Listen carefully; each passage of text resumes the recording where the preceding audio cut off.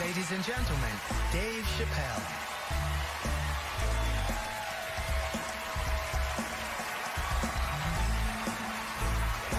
Thank you. Oh boy, I'm very nervous. No pressure. During the civil rights movement, I can't read what's on the teleprompter. Some about black America and white America. There's black Americans and there's white Americans. We're all one America. So if you don't mind, this is not live, is it? I imagine whatever I say, you could just edit it out. Let's try it a few ways. Lou, are you in the booth? I am. All right, good. You know what, Lou? Let's just play around with it and see if we can get it right, get this clip package on, and then let me go home, all right? You got it. All right. Ready? All right, count me in. 5, 4, 3, 2, 1. Wu-Tang. I'm just with you, Lou. Let's do it again. We're gonna do it again. We'll get it right. Here we go, Dave. 5, 4, 3, 2. You know, when I was a comedian starting out in Washington, D.C., right here in this city, 1988, I'll never forget this. It was a comedy club owner that banned profanity from his comedy club. He said it offended his audience, and this was a cause of major concern for all the comedians in the circuit. And we all called a meeting, and we had the owners come, and it was the club owners, and it was the comedians. It was the classic labor dispute. The club owners laid out their case. There cannot be profanity in these clubs because that offends people. And there's a comedian who's still a good friend of mine to this day. He lives right here in Washington, D.C. He stood up and he said, he's black, I should tell you, because it's important to the story. He says, I use profanity because I live a profane lifestyle. He says, I don't have an insect infestation in my house. I have roaches.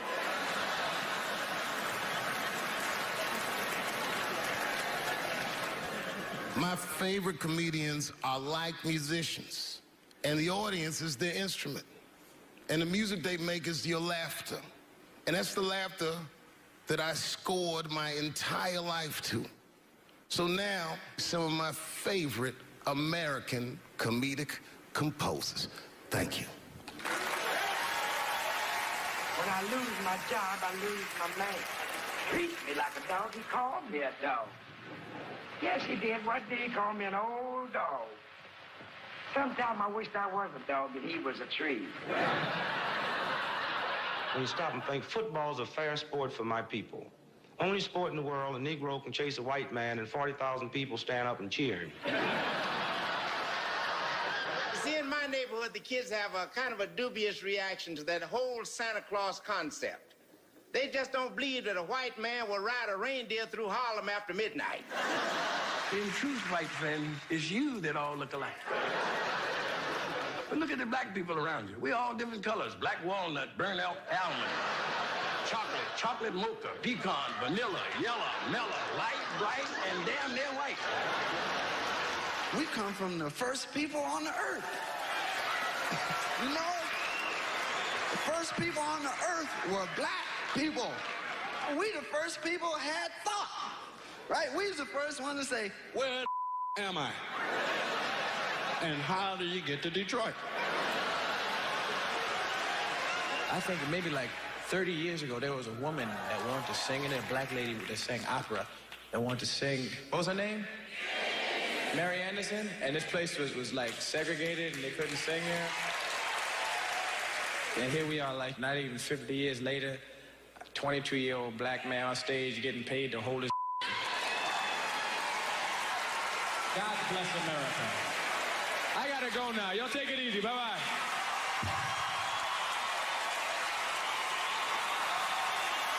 Janelle Monáe, Will Smith, Common, Gladys Knight, and John Legend when we continue. Yeah, man. Well, you ladies are right. To be honest with you, your lives look terrifying to me. They do, man. I know nothing about being a woman, but I know fear. Yo, I used to live in New York when I was 17. And I couldn't even pay my bills. You know what I did to make money? I used to do shows for drug dealers that wanted to clean their money up. One time I did a real good set, and these motherfuckers called me in the back room. They gave me $25,000 in cash. I was probably 18, 19 years old. I was scared.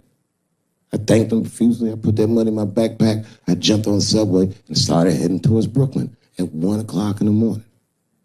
Never been that terrified in my life. Because I never in my life had something that somebody else would want. I thought to myself, Jesus Christ, if motherfuckers knew how much money I had in this backpack, they'd kill me for it. Then I thought, holy shit. What if I had a pussy on me all the time?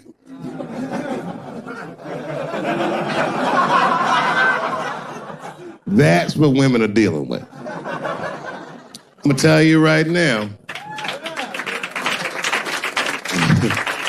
It's real talk. If them same drug dealers gave me a pussy and said, put this in your backpack and take it to Brooklyn, I'd be like, nigga, I can't accept this.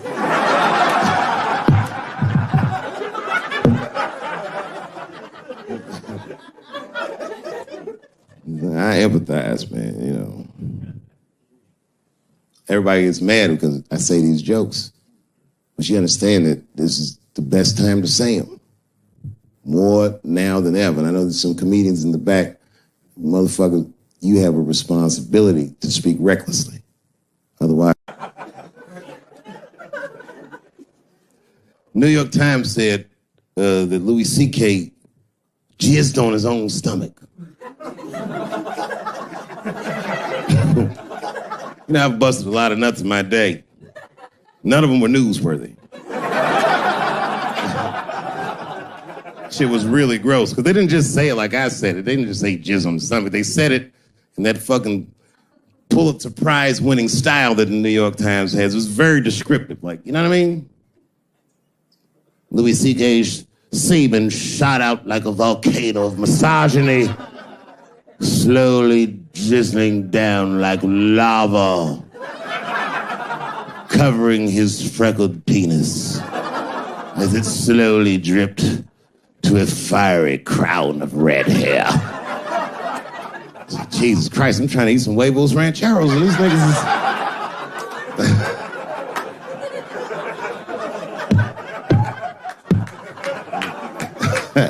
And you know, the tough part, being a comedian, knowing the motherfuckers, everybody comes up to me like, did you know? Did you know what Louis was doing? No, bitch, I did not know. The fuck you think we talk about at the comedy club? Hey, nigga, how was the weekend? Great, man. I was just jerking off in faces and coming on my own stomach, having a good time. You know how this business is. No, I didn't know. They act like we sit around like Grease. Tell me more, tell me more. Dixie put up a fight. Dun, dun, dun, dun, dun, dun, dun, dun, dun, dun. Sorry, I don't know the choreography, but you get the point. You get the point. She was intense. But Louis was like the turning point. I mean, you know, all these allegations are terrible. Louis was the only... I shouldn't say this, but fuck it. His allegation was the only one that made me, like, laugh. Well, if you think about it, because all his friends is reading it, and he's jerking off, and he's surprising people. He's surprising me.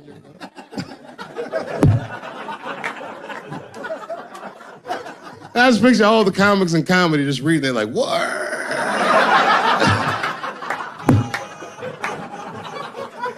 It's terrible. I know it's terrible. I'm sorry, ladies. You're right. You are right. But at the same time, I mean, you know what I mean? I don't know. Jesus Christ, they took everything from Louis. I was like, I don't know, it might be disproportionate. I can't tell. I can't tell. This is like where it's hard to be a man.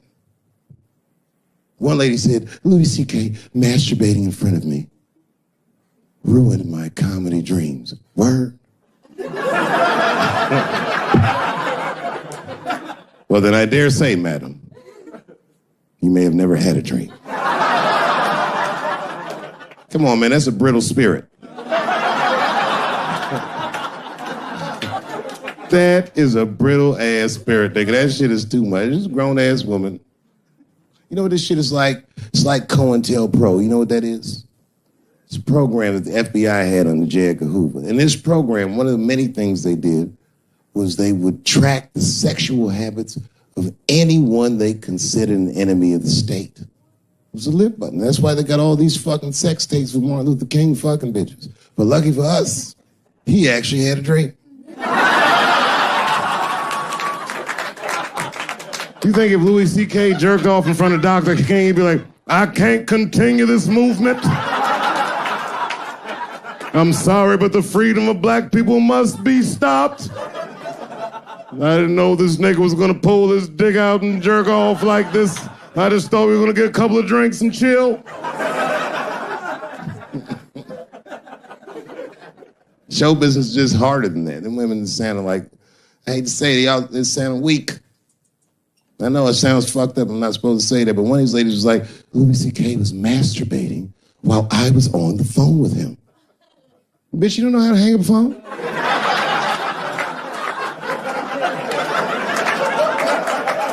How the fuck are you going to survive in show business if this is an actual obstacle to your dreams? I know Louis is wrong, ma'am. I'm just saying I'm held to a higher standard of accountability than these women are. Don't forget who I am. Don't forget what I am. I am a black dude. It's good to celebrate people when they're still. You know, you don't wanna wait when somebody has passed away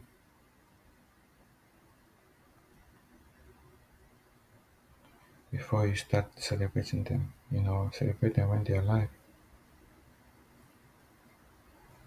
Don't wait until they passed away before you start celebrating. Don't wait until they passed away before you start celebrating them, you know. And one thing I really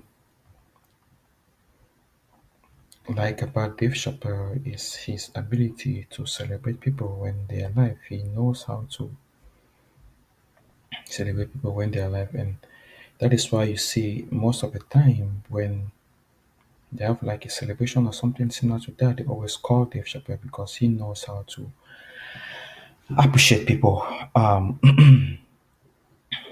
He knows how to appreciate people when they are alive, and it is something that is very, very, how can I put it, something that is very, very important to do, and it is something that most of the time a lot of people wait until people have passed on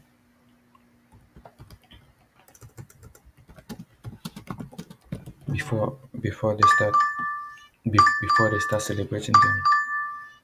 And it is really important to Drive east. and Then it turn is left it onto is 7th Street Northeast. it is really important to celebrate people when they're alive. Don't wait for them to pass away or to pass on before you.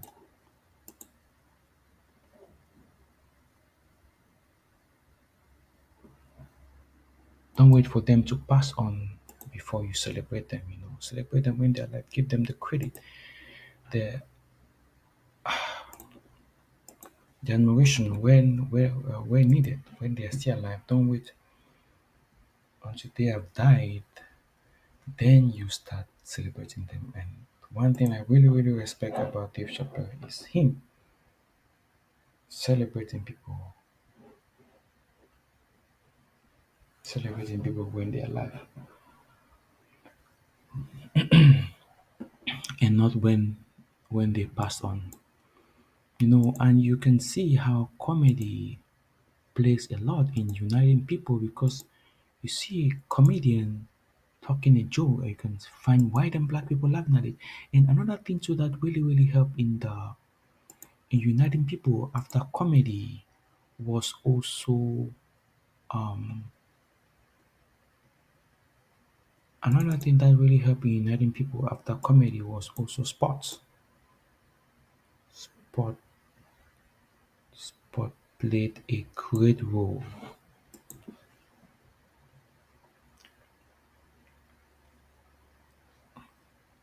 sport played a great role in uniting comedians so much, to an extent where you can't even believe or imagine what sport did in uniting in uniting Americans. Because football is a sport. The comedian said, because football is a sport whereby a Negro be running around the field, and you will see more than 20,000 white people will be cheering at him. That is to tell you how far the country has gone and how far it has improved. So things are really getting better. If somebody says things are not getting better, things are really, really getting better. Things are really, really getting better, and it is getting better for the good. And which is something that is very, very, which is something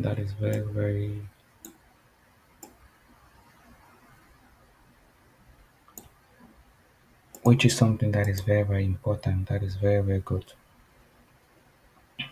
Things are definitely for sure getting better, and things will only keep getting better and better and better. Because this is unity is power, unity is strength, unity is key. Without unity, a nation won't be able to move forward. Without unity, the people won't be able to move forward. So they need unity. So they need unity in order to move forward, in order to achieve goals, visions, and plans that they both want to achieve. So unity is a key. Unity is the pillar. Unity is what will really really take the nation, take the people, and move everyone forward, because we need unity for sure. And comedy really brings unity so much, which is why comedy is very, very nice, and which is also why comedy is very, very important, because it helps unite people.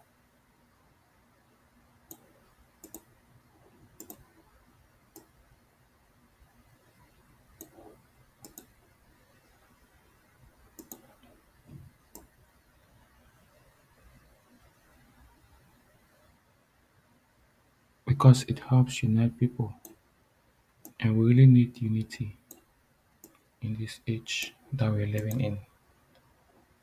We really need so much unity, because without unity we can't be able to move forward. Unity is the backbone or the pillar of us moving forward to the next.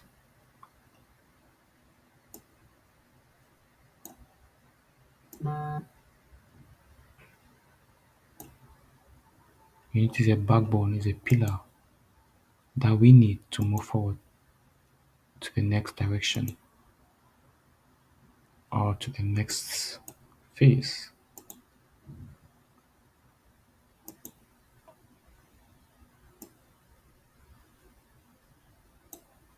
to the next part in life. And because without unity, we won't be able to move forward. Unity is a key, unity is a goal.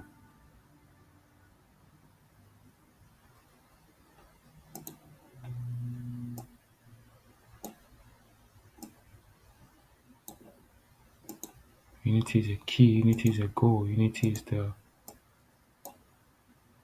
backbone to us moving forward. Without it, trust me, we won't be able to move forward. And we really need to move forward. So in these 2024 elections, let's unite together and vote for the right person, the right candidate who we want to continue leading this nation, and continue taking the nation forward, and also continue taking the nation to a prosperous and more prosperous state. America greatly needs that.